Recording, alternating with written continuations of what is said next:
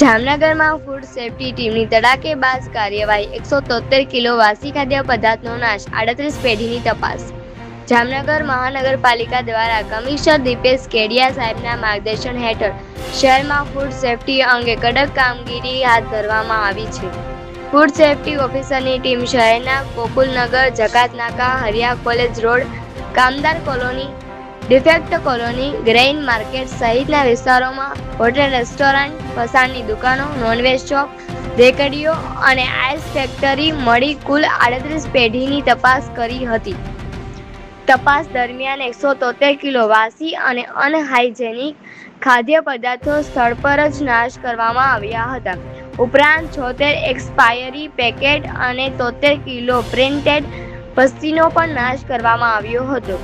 વેપારીઓને સ્વચ્છતા જાળવવા, હાઇજેનિક સ્થિતિમાં ખાદ્ય પદાર્થો રાખવા અને ગ્રાહકોને સ્પષ્ટ બિલ આપવા સૂચના આપવામાં આવી હતી.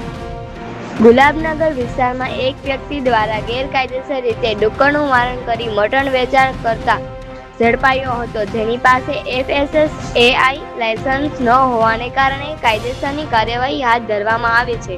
હિંમતનગર વિસ્તારમાં ઓનલાઈન ફરિયાદના આધારે તપાસ કરતા 15 કિલો અનહાઇજેનિક તૈયાર ખોરાકનો નાશ કરવામાં આવ્યો હતો અને રસોડામાં સ્વચ્છતા જાળવવા સૂચના આપવામાં આવી હતી.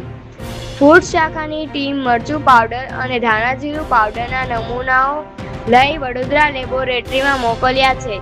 ઉપરાંત બેડી બંદર રોડ, માધાપર, બેંડેશ્વર અને જોડિયા વિસ્તારમાંથી કુલ 9 નમૂનાઓ લેવામાં આવ્યા, જેમાંથી 2 પાણીના નમૂનાઓ ઢીચડા લેબમાં તપાસ માટે મોકલવામાં આવ્યા છે. મહાનગરપાલિકા દ્વારા ઓનલાઈન, ઓફલાઈન અને ટેલિફોનિક ફરિયાદોના નિકાલ માટે સતત કાર્યવાહી ચાલુ રાખવામાં આવી છે.